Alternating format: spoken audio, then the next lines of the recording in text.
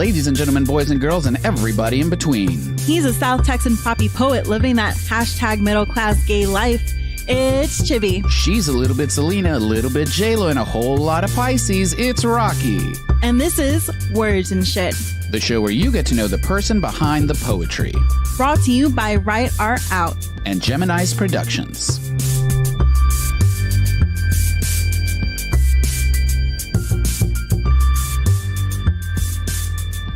Hey, friend.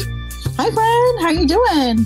Oh, she's just over here living her best life, trying, we getting through, getting by, a little help from our friends. Like you. Oh, like me? Like you. Same. You know what, friend? I'm glad to hear that because you look amazing. You feel hydrated. Look at these nails. Like, you just look fantastic. Like, what is your secret? Really?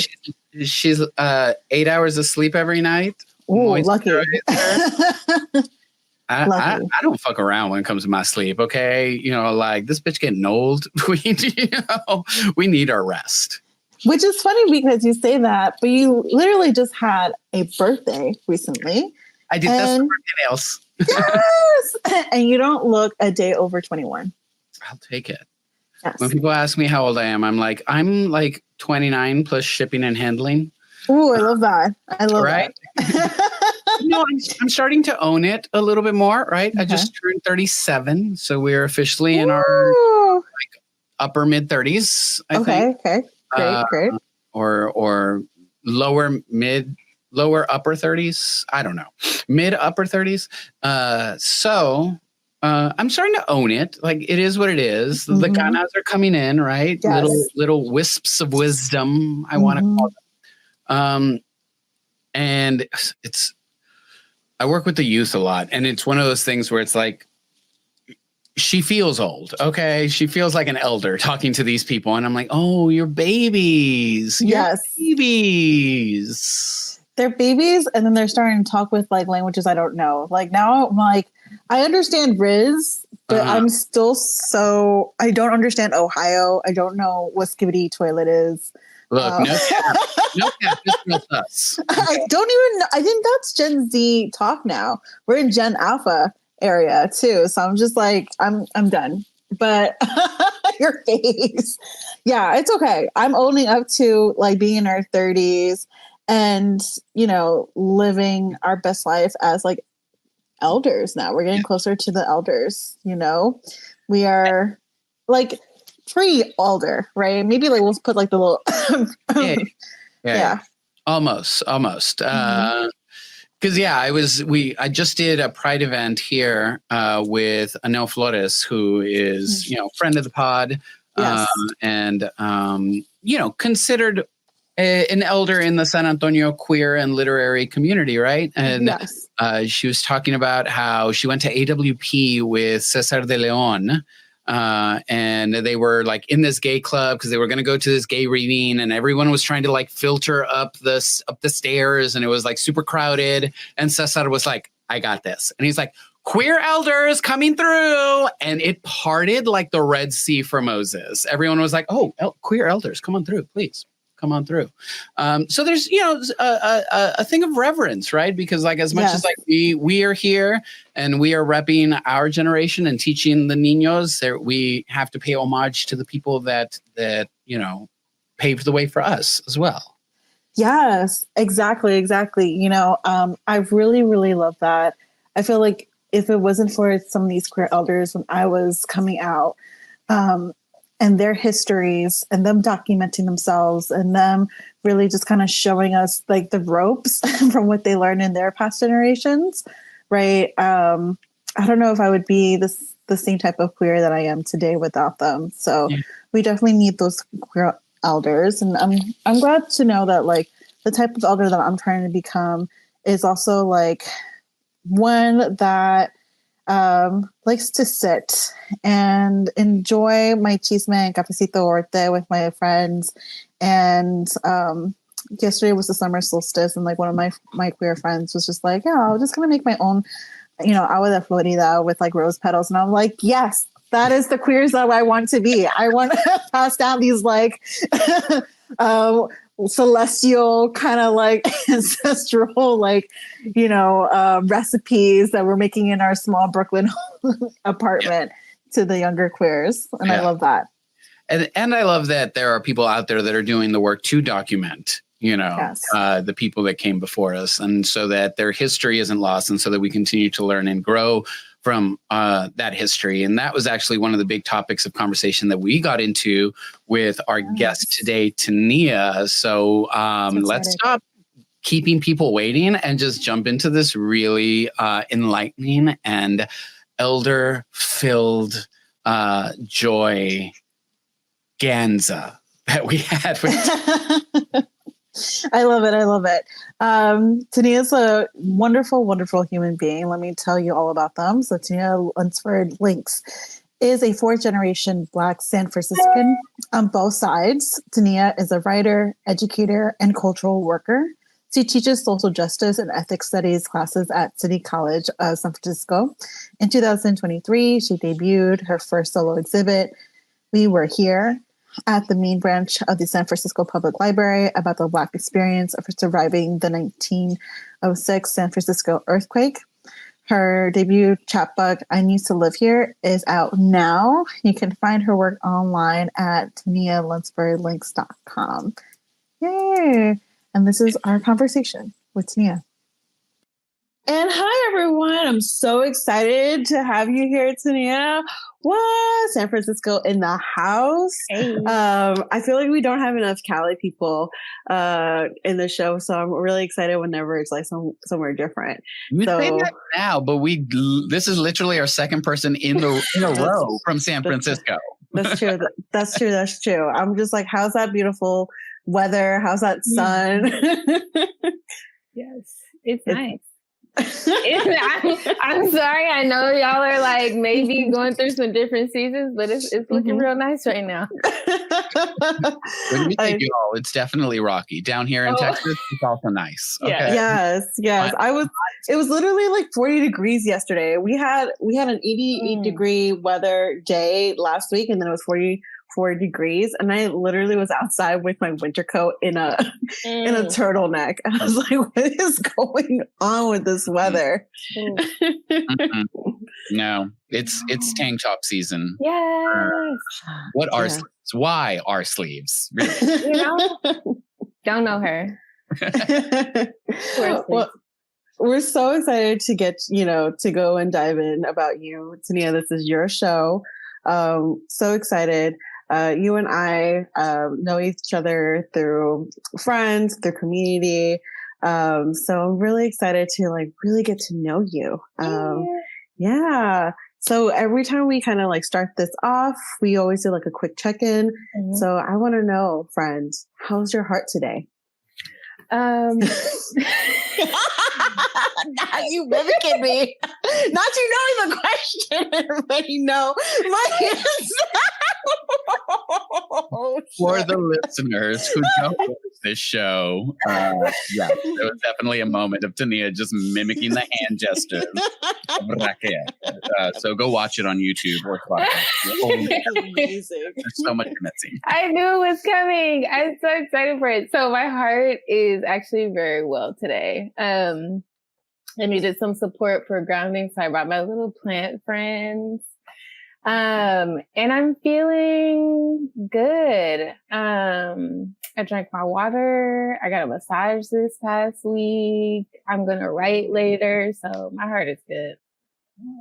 Yeah. Y'all may hear my dog, Leo. I don't know how his heart is doing, but he will tell us. Yeah.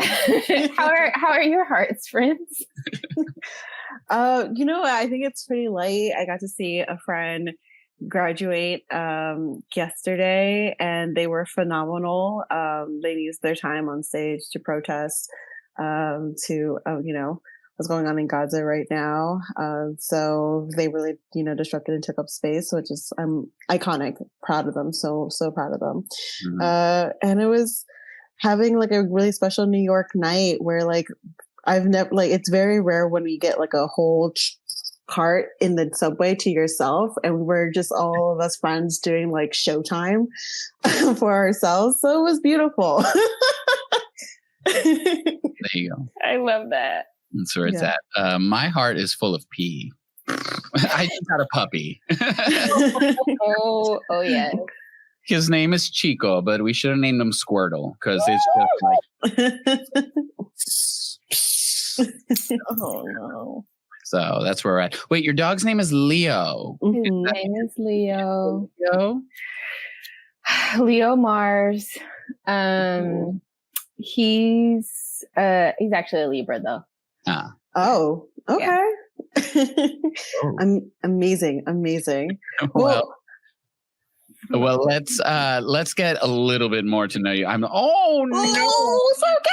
cute. Listeners, there's a dog on screen. A cute one. All right, that's it. We've lost all track. No decorum.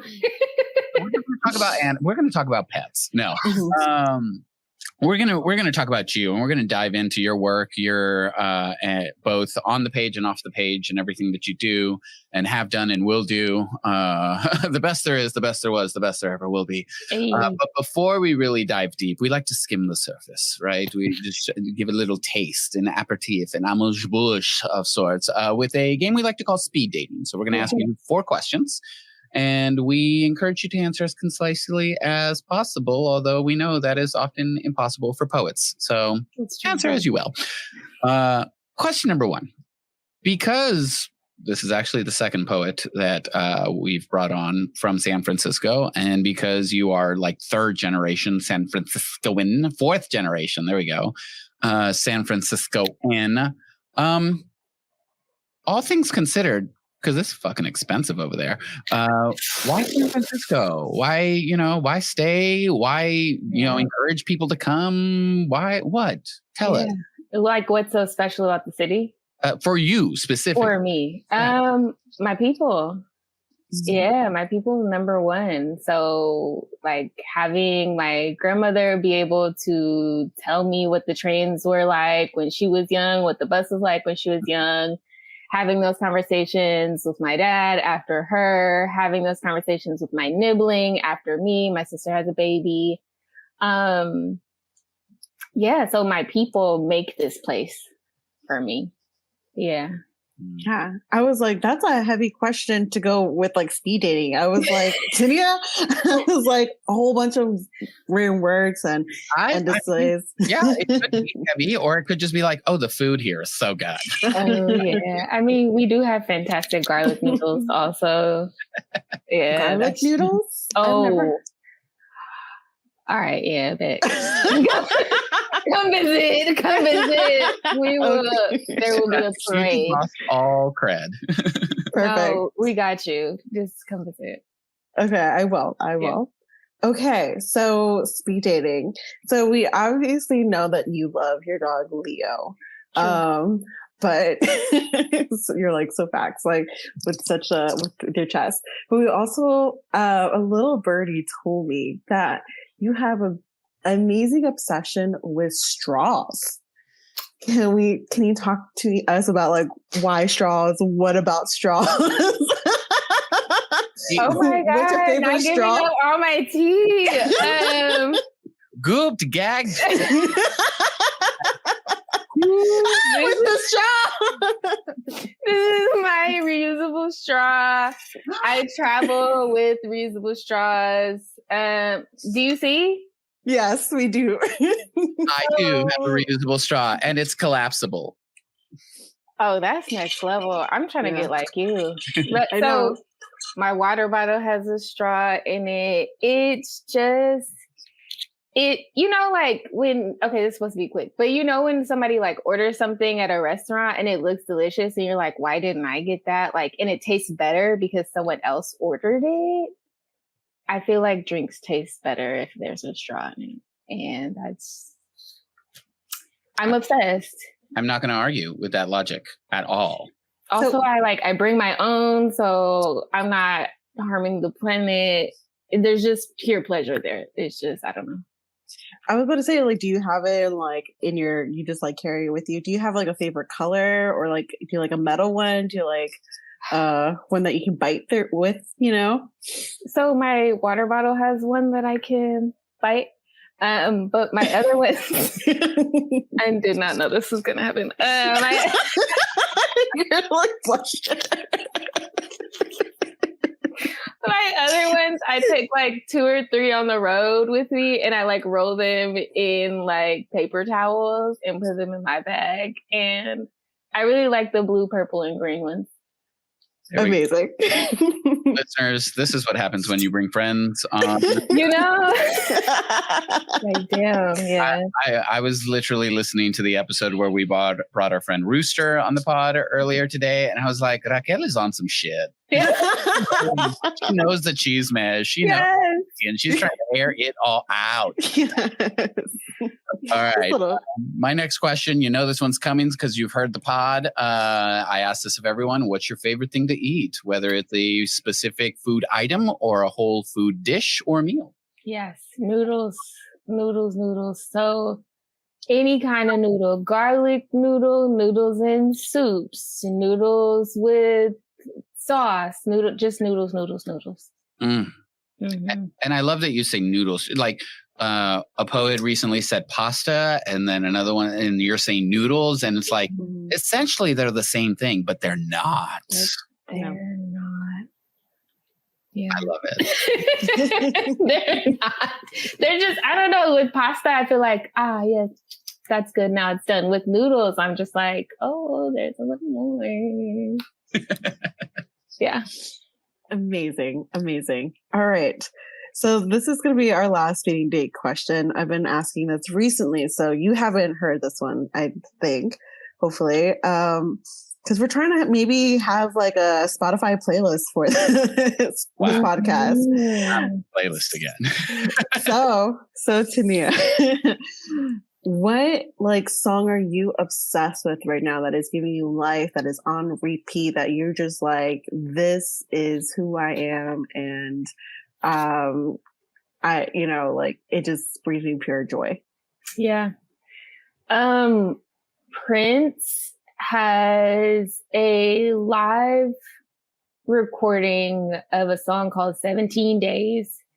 And it's like him on the piano. And he's singing, and like as he's doing the intro, he's also just like directing all the tech. He's like, turn the voice down, turn the levels up. Like it's in the recording, and it's so good. He's like, can I have a little more of that? And he's just like going off, and it's so good. Yeah. Oh my gosh. That feels like something what Chibi would do. I knew you were going to say that because you're also not wrong. She's like, we can make a song like that. Okay. Yeah. Wow. It's my Capricorn moon and Virgo rising.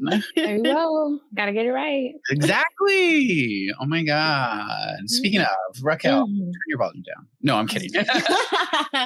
No, I think this is perfect. Thank you. Okay, this is great. So now our audience got a little taste. You know, they know a little bit about you, your obsessions, what brings you joy.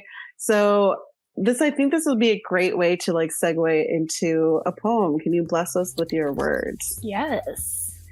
So the first poem that I'm going to read is called Capital and Broad, and it's from my chapbook collection, I Used to Live Here. And it's a poem about the intersection where I grew up in San Francisco.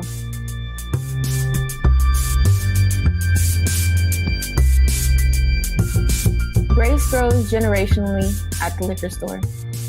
My grandma was treated any old kind of way. My daddy ran the block. And my high school graduation photo is up and left of the Newports between the plastic above the counter. One day on this corner, my father told my mother a joke. She covered her mouth to laugh, and I came out on the other end. Of course, this is not all there is, but this is where most of us is. We left our house, but our ghosts didn't. The new owners added bars on the front windows and fixed the front gate, trying and failing to make it unrecognizable to us. Laundry and mambas, now laters and rhododendrons, the streetcar is changing colors again. My cousin rolls up in his mother's squeaking car while I wait to see if inbound or outbound will round the corner. Like flipping a coin, like shaking an 8-ball. Which way will I wrap my arms and grip this city today? I've watched the library become a blue paint-chipped void on the corner since I could read. I've watched the Pentecostal church become condos and still sing. I've forgotten about the house next door to us. Was it green with smooth slats or was it textured like goosebumps? And who used to sit up on the windowsill, stretching out to the neighbor's landing, leaning slightly into the tiny gap between the two houses as a joke? I'm moving, whoever it was would say, as if they could lean just a bit more out of that window and start a new life next door. We would laugh. I've forgotten who was there laughing with me. The consonants in our names are being whispered through the low looping telephone wires, even after the security cameras are installed and my picture is ripped down off of the plastic in the store and is replaced with a tax. My handprint is still in the concrete in front of our old house, and the park is full of dirt from underneath my father's fingernails, even though they tried to ship him away. And the laundromat on the corner stays open late night, whirring with the electricity from my great-grandmother's teeth grinding beyond the grave. Of course, this is not all there is, but this is us, and this is ours, and this is where most of us is.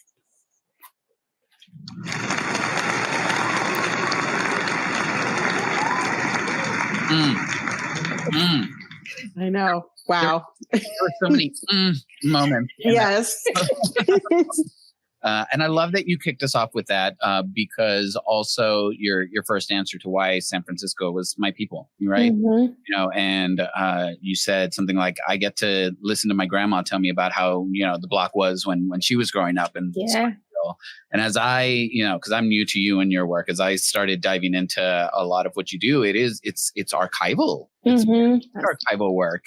It's very much ancestral, you know, bringing the ancestors in so that they continue to live on, you know, their memories, their stories, their learnings, their teachings. Mm-hmm. Why is that important to you personally? You know? Yeah. Well, before it's important, it's something that I'm incredibly curious about. So it's something that naturally becomes important because it doesn't take much for me to be like pretty obsessed.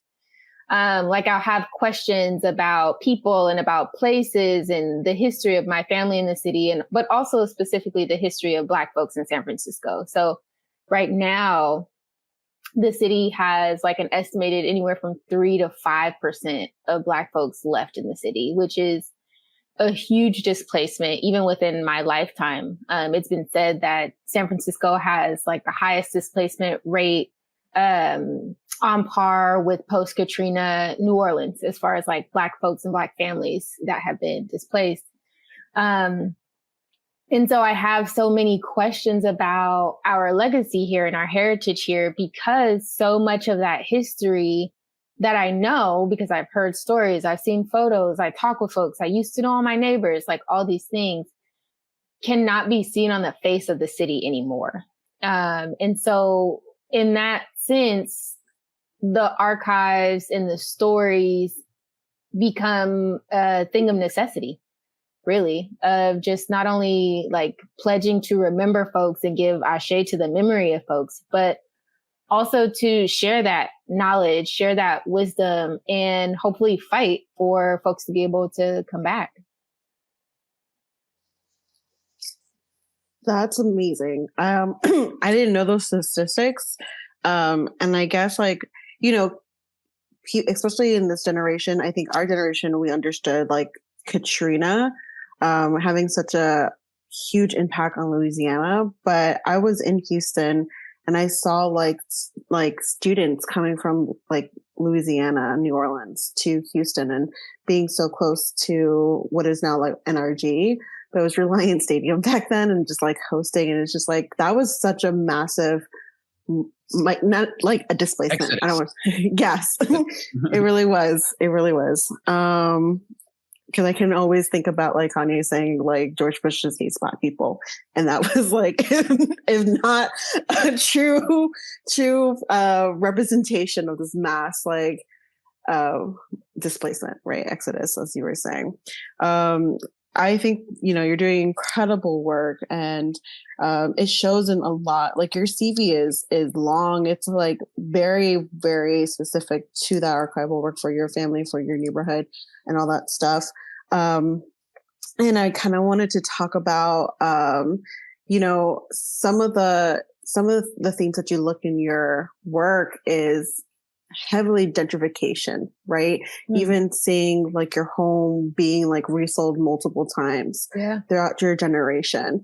And I kind of want to know, like, how does this, you already kind of talk about the displacement, but even how has your like family, really, have they like grieved? Are they healing through it? Are you trying to heal them with your words, with your solo exhibit that you have, or even just like, I know you were artist and residents in the library. Like, were you able to find like your ancestors? I know there's like 3 different questions, but I feel like it's all connected. It's definitely all connected. I think if the work is also healing for other folks, that's fantastic. And as I'm like curating something or making something or building something, what is most immediate for me is like, I'm feeling something and I'm trying to express it, but I'm also trying to make sense of something. When I'm writing and when I'm making things, I'm like having a conversation with kind of the cosmos. Like I'm having a conversation with everything. I'm like, this is the texture it is. This is the sound. This is the flavor. What is this? And while San Francisco and place and displacement and gentrification is kind of center in my work, if I take a step back, if I look at more perspective, I can see that what I'm saying does not just apply to San Francisco. It also applies to Houston. It also applies to New Orleans. It also applies to Harlem and Brooklyn and Chicago, and Atlanta and all of these places, in Austin and all of these places that have, deep history and lineage of Black folks and Indigenous folks. And we're less and less able to see that on the face of those places because of displacement. So, it's like a Black feminist tenet that the like intimate, the personal is universal. And so in that sense, I'm like absolutely writing about my family in San Francisco and the history of Black folks and all those things. And that's my focus. But I think folks are able to also tap into that and be like, oh yeah, this is my hood too. This is my city too. This is, my experience too. No, that's amazing. Now I'm saying amazing. Raquel, look what you've done. Sorry, that's like my word. That's my word. Oh my God, amazing. And I mean it. It really is amazing in the sense that I am amazed by the lack of prevalence of these stories in mainstream and popular culture, right? Because it is such a big part of this country and this country's history, right? And you have put in the work. You recently had an exhibit at the San Francisco Public Library that focused on this archival work called We Were Here, specifically about Black American presence in San Francisco in the 1800s and the 1900s, more specifically the 1906 San Francisco earthquake, through the lens of this one main person in history, Aurelius, of course I want to make him Hispanic, Aurelius Alberga, and the stories that he writes and that he tells, beyond the importance of what this does as a piece of archival footage of a history that often isn't told.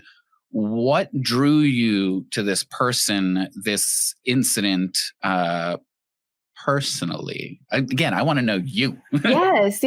So I was an artist in residence at the library, and I don't know about all writers, but most writers that I met are very nosy. I'm very nosy. Yes. I am very nosy. And I'm very curious. So I was like, okay, I was in residence at a library that I grew up in. So I knew kind of everything there was to see it as a patron. But I hadn't seen any of the like behind the scenes stuff. I hadn't seen kind of like where the librarians sit, where they take their break, like what's in the like other archives in the like temperature sensitive rooms and things like that. So I got to see all of that stuff, which was fantastic. But I also had a question about like where oral histories live, because you can't check an oral history out of the library like a book. They're not something that you can hold or like touch or interact with in that way, but they're such a huge part of my lineage, of my history and my folks, like the way that we talk story and pass things down and stuff like that. And so I was like, where does our stuff live? And I found this collection of oral histories that was a part of doctoral work by Dr. Albert Broussard. And so they were recorded in between 76 and 78, and they featured oral histories from Black San Franciscans. And one of the first oral histories I heard was from a man named Aurelius Alberga. Personally, why that stood out is my great-great-grandmother, as well as my grandmother, are both named Aurelia. So I automatically looked at the name. I'm like, okay, the spelling is similar. They're also Black San Franciscans. What's going on here? And then I press play and I'm like listening to this man. And at the time of the oral history recording, he's like 94 or something like that. Mm. And so I'm listening to his voice and I'm like, he sounds like my grandpa. So I was like automatically just like intrigued, and it felt very familiar. And then over the course of listening to him tell bits of his life story, I'm also like, wow, this man is a community archivist. He's a historian. He's recalling exactly where he was, 70 years ago at the time of this earthquake. He's recalling like with detail where he was when certain things were happening. And it just blew my mind. So one thing about being nosy is I love a good story, and it was just great that I could like be in conversation with him across time and place. Mm-hmm. Yeah. Fantastic. I'm already like, I'm hooked. We love being chismosas. Yes. We love it. That is like the form of oral like history, right? Just like parsing through what people are saying through the grapevine. Yeah. So I kind of want to know, you're talking about you're finding these community archivists, and you yourself are a community archivist, right? Mm-hmm. And I know we've really talked about like your lineage and how it's very important to you, but I kind of want to see if you can like define in your own words, what does that lineage mean to you? How do you define it? How do you identify it? And then also, as like, even though we know San Francisco is your home, like where do you find home in San Francisco as well? Yeah. Sometimes I lead workshops about home and place. And one of the kind of like prompts I give to get folks started is like, who do you come from? And so like, when I think about lineage, I think about who I come from. So I come from people who are hilarious at the most like inopportune times. Like, I come from people who like tell jokes quietly at funerals. Yes. You know what I mean? Like, yes. Yes. I come from people who like accidentally cuss in church sometimes. I come from people who like make delicious food and have gumbo over Christmas, and people who like have different superstitions about like what kind of baby you're going to have based on what a belly looks like. Mm-hmm. I come from people who, well, like if you're about to move into a new place, a new apartment, a new house, they come with a broom. The broom has to be the first thing in the house. Yes. And Yes. like, Can't bring an old broom. Can't bring your problems from that last house to this one. yeah. Have to go throw away your broom. And I come from people who have a lot of bath stuff. Like I come from like bath people. Like instead of showers, like an everyday bath.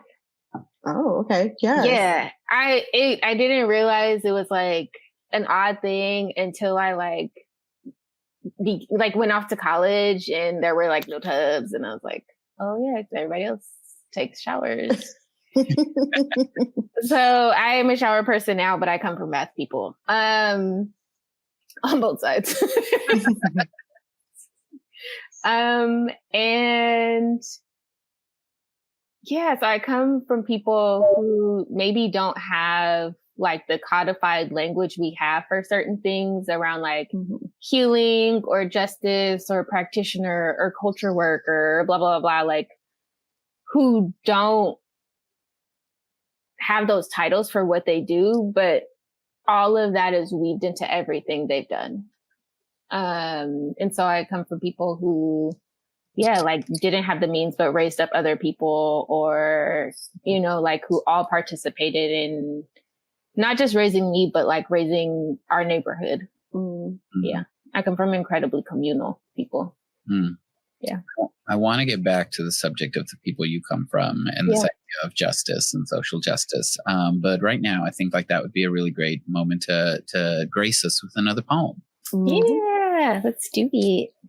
I'm going to read an excerpt of a piece called My Place. And I wrote this at a time where I was kind of surrounded by, and continue to be surrounded by, like really critical takes on like everything. And so I'm like thinking always about like imagination, like creating something new, creating something that could just be, that doesn't have to be like pulled apart or criticized or whatever it is. So I thought about my place, and this piece is called My Place.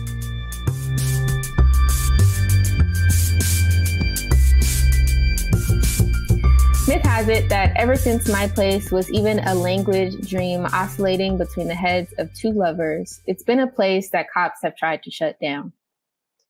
They say two cold lovers were spooning for life in a twin bed, and their heads were so close together that they had the same dream. They dreamt of my place.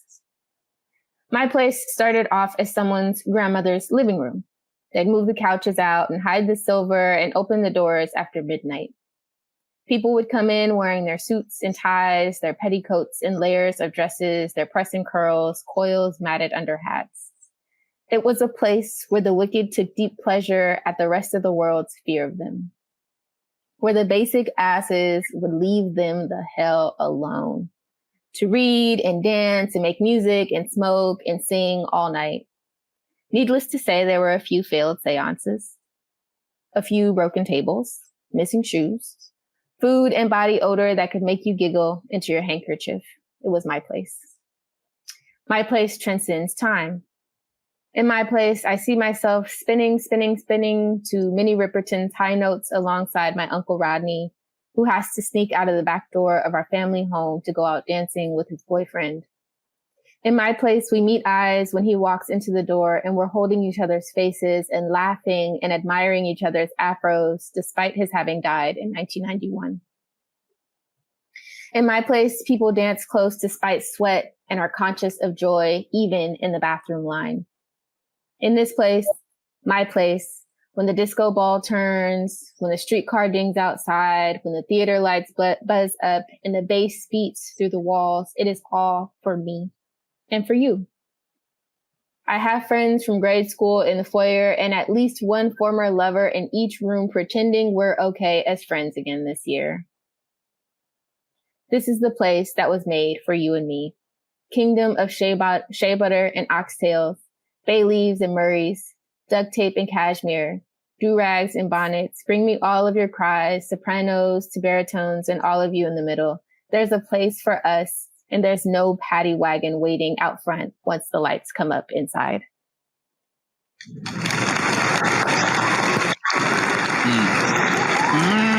Okay. I know. So I think this wonderfully sets up the question that I wanted to ask before you read that poem, right? So clearly your place is full of people. Yes. Lots of hosting, yes. And you've brought up your grandparents numerous times now in just this short amount of time. So clearly they are important to you, and you've done the work to preserve their memory. I want to know, what is a memory of one of your grandparents that lives rent-free in your brain 24/7? So I learned how to drive really young. And so my grandfather, who is now passed on, but is one of my favorite ancestors, he was a firefighter. And so he would drive a fire engine and a truck. And he was like all on board when I was like, I want to learn how to drive. I was like 12 at the time. And he was actually here for it. So the memory that lives rent free in my mind of my grandfather is like being in 8th grade and getting out of school and coming out of the front doors to the school to see my grandfather in the passenger seat of his car and going off to my driving lesson. Amazing. Wow. Yeah. No less. I love it. I love it. I want to, I think it's so important. And I love that this whole conversation is just talking about your family and your favorite memories. But I do want to go back to your poem, My Place, because, I think like the fact that you can name family members who are also like queer too, right? I feel like not a lot of us have that. And to say that we don't have any queer ancestors is probably zero chances. A lie. Yes, it is a lie. And I think this is so beautiful. Again, a testament to your archival work, your work around your family. Mm-hmm. And so I kind of want to know, why is it, we know why it is, but put in your words, why is it important for you to write about queer Black love specifically, right? Yeah.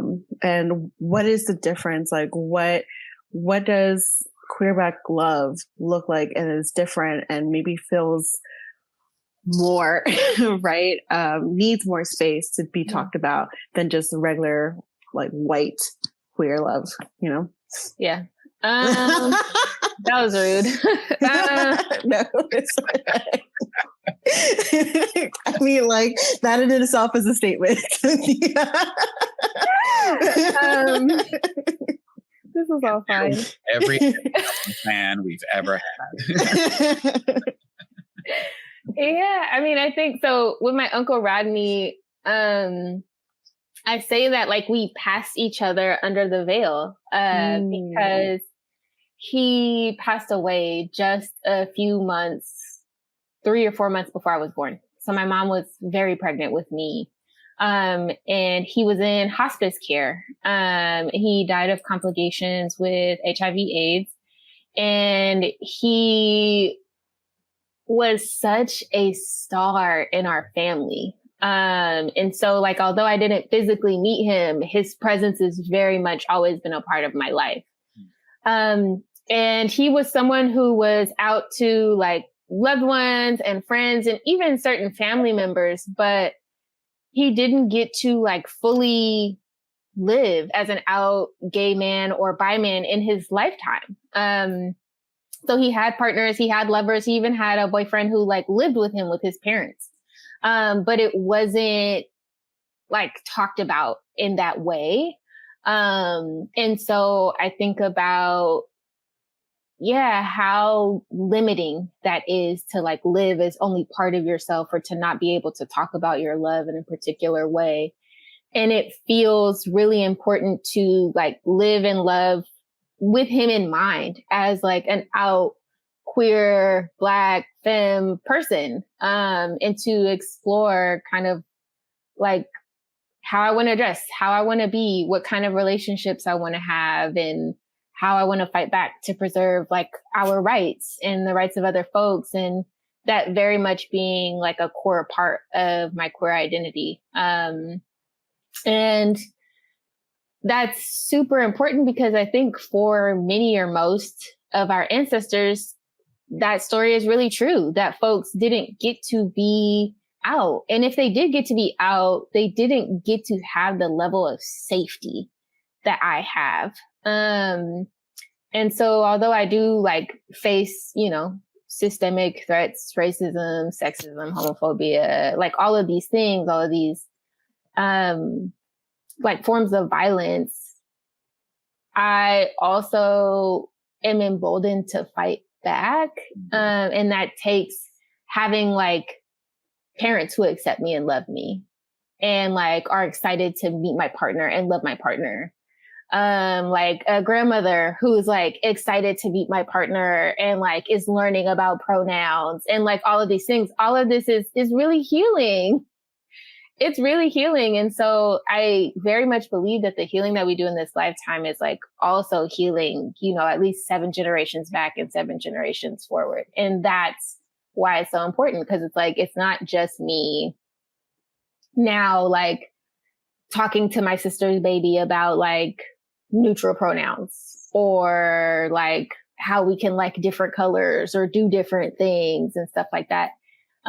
It's now what they're going to go forward and be like, we don't only have these 2 options, or we don't have to think like this or talk like this or have this name or whatever. It's so much more like liberation that we're actively working for in our lifetime that I truly believe like benefits all of our folks, whether they're on this plane or not.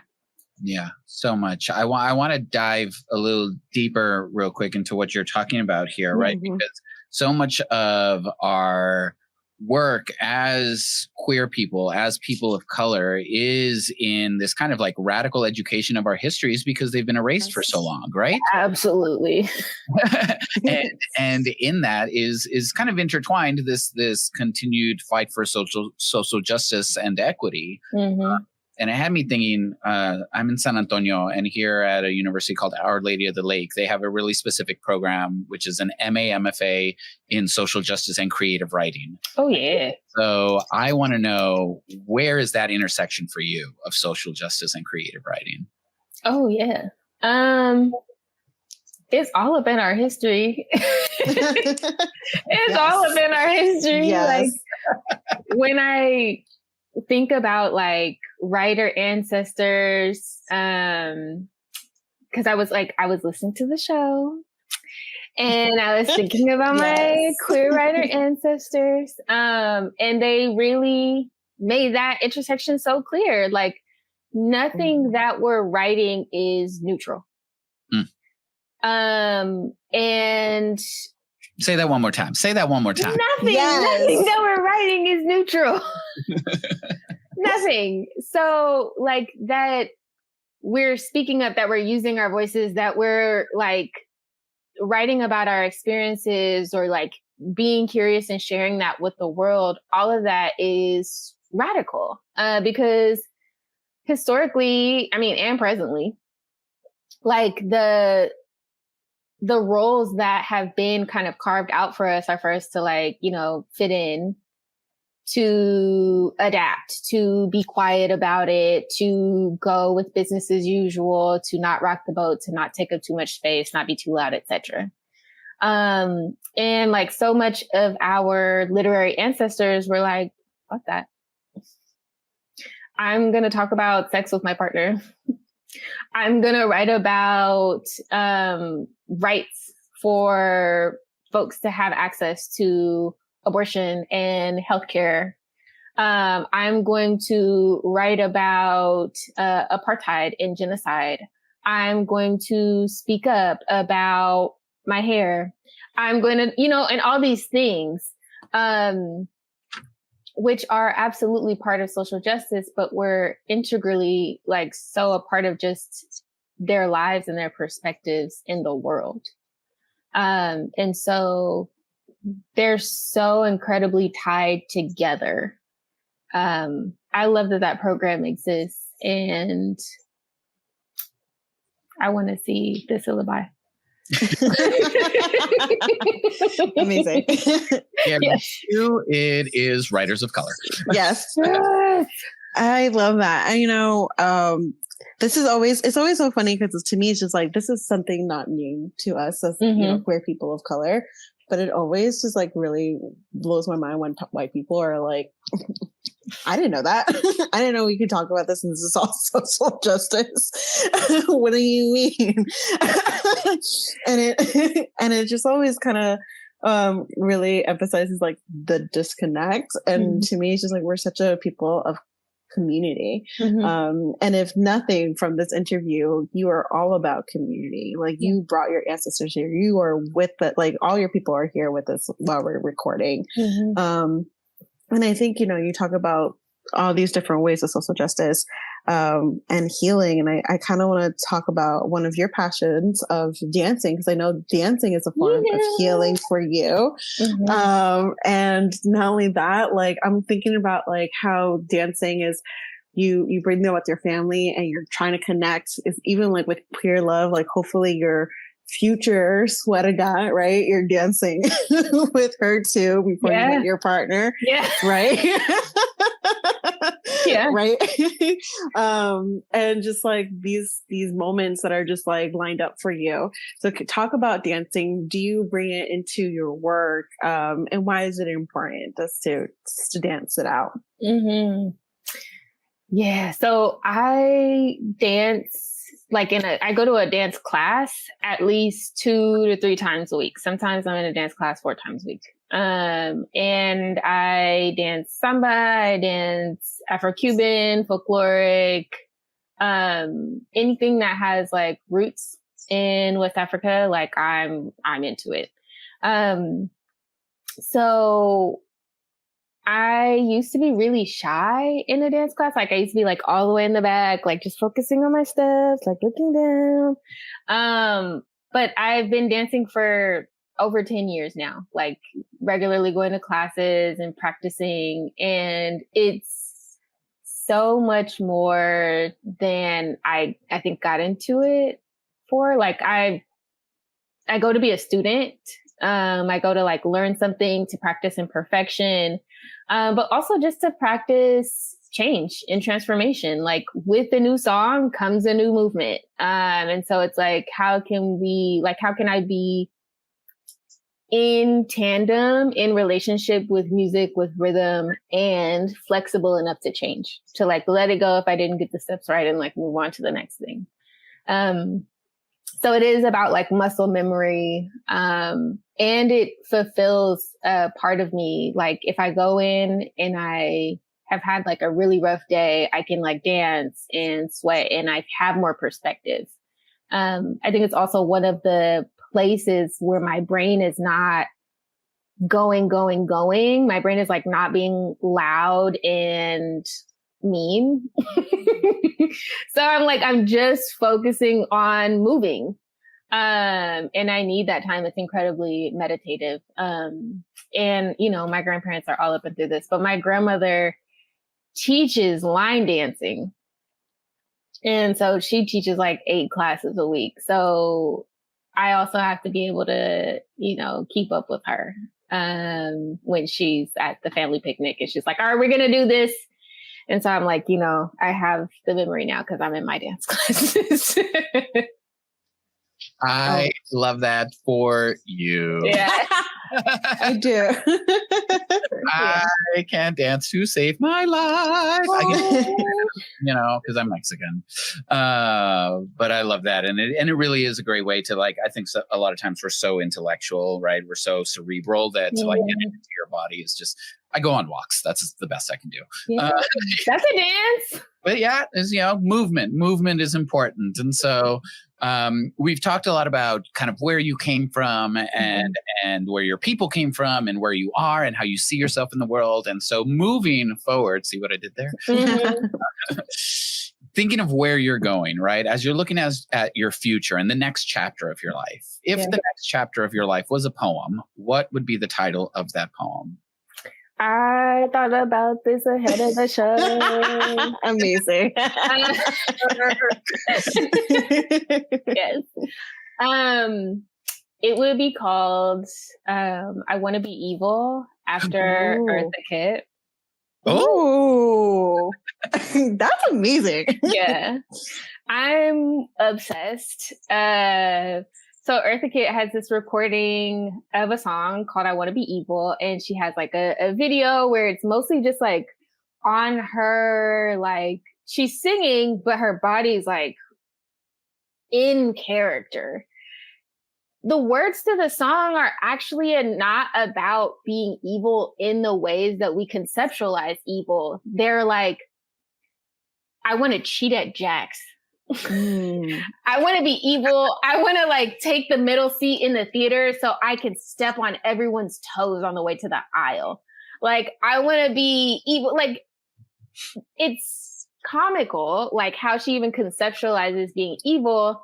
And most of the things are like slightly inconveniencing other people.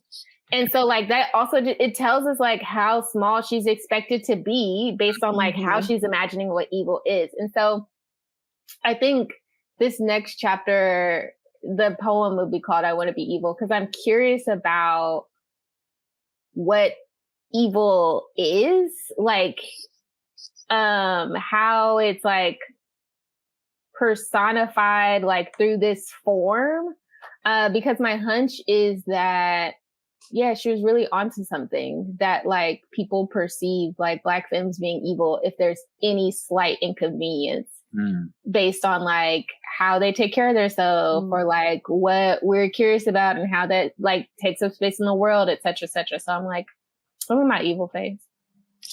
Amazing. I love that. I love that so much. And like, when you're talking about it, it's like, I could definitely see Eartha Kitt just be like, I'm going to step on your toes when I go to the middle seat. I don't care. She's, that is like, yes. An icon. Iconic. Yes. Yeah. Oh my goodness. Well, this was lovely. I feel like we could keep talking and talking, you know. It was so great to like know you in even more depth about your family and your home in San Francisco. Yeah. I know that we'll be seeing each other soon. I want to give you a big hug after this, but I know where to find you. But can you please tell the people, hopefully you got new audience members, new readers, where they can find you and your new work. Yeah. So I'm on Instagram at Tanea Lunsford Lynx, and I also have a website, tanealunsfordlynx.com. I have writing there. I have kind of updated events and things there. I have my chapbook up there, and those are the places I'm at. I don't know how to do the TikTok. So I don't. What is the talk that ticks? Yes. The clock app. Yes, the tiki-talkie. Yeah. That's what I like. You mentioned your chapbook can be found on my website. Yeah. Yes. Perfect. There we go. Thank you so much, Tanea Lunsford Lynx, for a fantastic conversation and all the work you do. It's so appreciated and so valuable. And I hope we continue to see more of you and your amazing work in the world. Thank you all for making this space. No problem. Thank you for taking it up. It's been a pleasure. Thank you, Tanea. Bye. I feel so re-energized.